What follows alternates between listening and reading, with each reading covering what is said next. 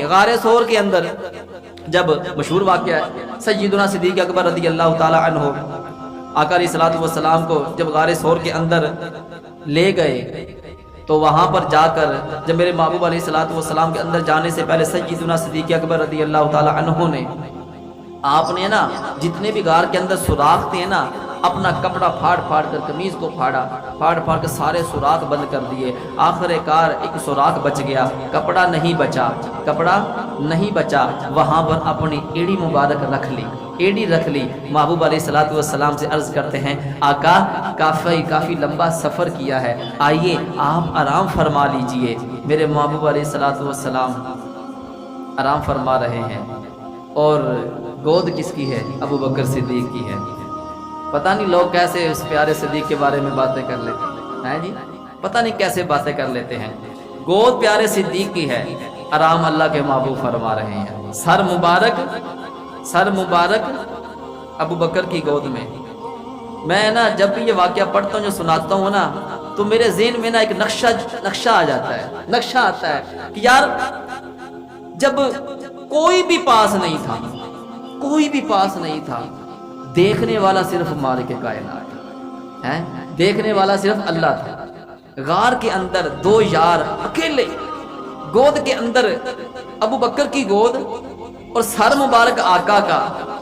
میں کہتا ہوں کہ ابو بکر نے جو نظریں جمائی ہوں گی نا چہرہ بددحا کے اوپر, آقا کے چہرے کے اوپر نظر ڈالی, گود کے اندر سر مبارک ہے, چہرے کے اوپر یہ ان کا انداز ہوگا. ایسے نہیں دیکھ رہے ہوں گے کوئی آ نہ جائے, یہ نہیں دیکھ رہے ہوں گے. نظریں آقا کے وضحا کے چہرے کے اوپر ہیں, ٹک ٹکی لگا کر دیدار مصطفیٰ کر رہے ہیں. تبھی تو بی بی عائشہ صدیقہ طیبہ طاہرہ رضی اللہ تعالی عنہا نے چاندنی رات ہے, آقا علیہ الصلوۃ والسلام ساتھ کھڑے ہیں, سوال کرتی ہیں آقا کوئی ایسا بھی ہے کہ جس کی آسمان کے تاروں کے برابر نیکیاں ہوں, آسمان کے تاروں کے برابر نیکیاں ہوں. بی بی عائشہ کا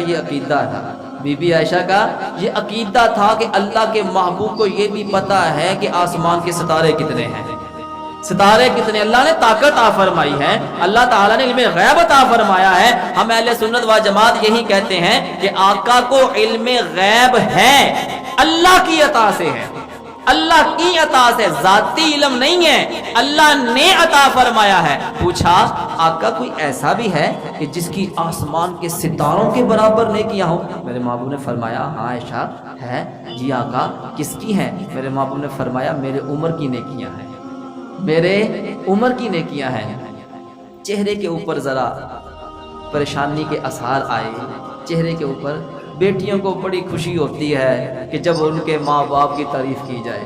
اگر داماد تعریف کرتے ہیں نا کہ یار میرا سسر بڑا ہی لاجواب ہے, بڑا ہی اچھا ہے, میری ساس بڑی اچھی ہے, اگر وہ بیوی سن رہی ہو, بیٹی سن رہی ہوتی ہے نا تو اس کے دل کے اندر بڑی خوشی کے پھول پھوٹ رہے ہوتے ہیں جی. وہ کہتی واہ جی واہ, دیکھو میرا شوہر میرے ماں باپ کی تعریف کر رہا ہے. اب بیٹی کے ذہن میں یہ ہے کہ اللہ کے محبوب میرے والد کا نام لیں گے, چہرے کے اثار چینج ہو گئے. میرے محبوب نے فرمایا عائشہ تو نے یہ سوچا ہوگا کہ تیرے باپ کی نیکیاں اتنی ہیں, سن عمر کی ساری زندگی کی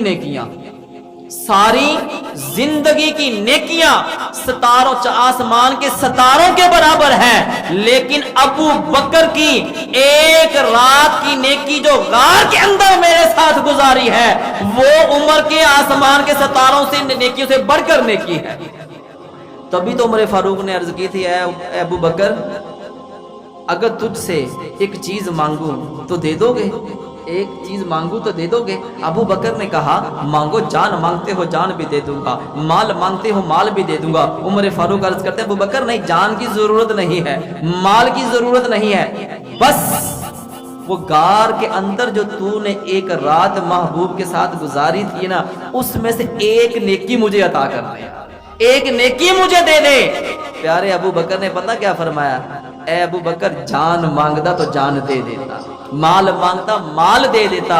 ارے تو نے تو میری کل کمائی ہی مانگ لی ہے، یہی تو میرے پاس کمائی ہے کہ غار ثور کے اندر میں نے اپنے محبوب کے ساتھ وقت گزارا۔ ایڑی رکھی ہوئے سوراخ کے اوپر کسی اژدہا نے، کسی سانپ نے ڈس لیا، اگر کہیں تو بوسہ دے دیا ہے۔ علماء کرام فرماتے ہیں کہ یہاں پر لکھتے ہیں کہ ایک عرصہ تک جو ہے نا، ایک اژدہا جو ہے نا مدینہ کی طرف آتا تھا، لیکن ڈنڈے سوٹے لوگ لے کے پیچھے پڑ جاتے تھے، وہ اژدہا مڑ جاتا تھا، دوڑ جاتا تھا۔ اللہ کی بارگاہ میں عرض کی مالک، یہ علماء کرام فرماتے ہیں، رب کی بارگاہ میں عرض کی مالک میں کب تیرے محبوب کا دیدار کروں گا؟ میں تیرے محبوب کا کب دیدار کروں گا؟ جب میں جاتا ہوں عوام کی طرف تو لوگ میرے پیچھے ڈنڈے سوٹے لے کے پڑ جاتے ہیں، تیرے محبوب کا دیدار نہیں ہوتا۔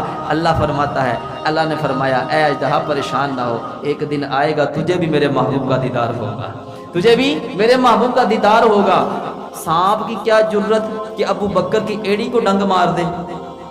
سانپ کی کیا جرت ایڑی پہ ڈنگ مار دے؟ بوسہ دیا، لیکن وہ ہوتا ہے نا چیز زیادہ میٹھا بھی ہو جائے نا تو کڑوی ہو جاتی ہے۔ اس کے دل کے اندر محبت مصطفیٰ تھی، لیکن اس کے آگے آڑ ابو بکر کی ایڑی آ رہی تھی۔ جب اس نے بوسہ دیا، ہم تو بوسہ ہی کہیں گے، اس کی تکلیف محسوس کی ہے نا جب، تو آنکھوں سے آنسو نکلے۔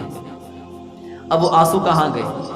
اب وہ آنسو چہرہ مصطفیٰ کے اوپر گر گئے، چہرہ مصطفیٰ کے اوپر آ گئے۔ آنکھ کھلتی ہے، پوچھا ابو بکر کیا ہوا؟ عرض کی آقا کسی چیز نے ڈس لیا ہے، تکلیف ہو رہی ہے۔ میرے محبوب نے اپنا لعاب دہن لیا اور ابو بکر کی ایڑی پر لگا دیا۔ ابو بکر کو جو پین ہو رہی تھی وہ اسی وقت ہی ختم ہو گئی۔ پتا چلا کہ اللہ کے محبوب سے اگر صحابہ کرام نے شفا مانگی تو اللہ کے محبوب نے اللہ کی دی ہوئی طاقت سے شفا بھی عطا فرمائی۔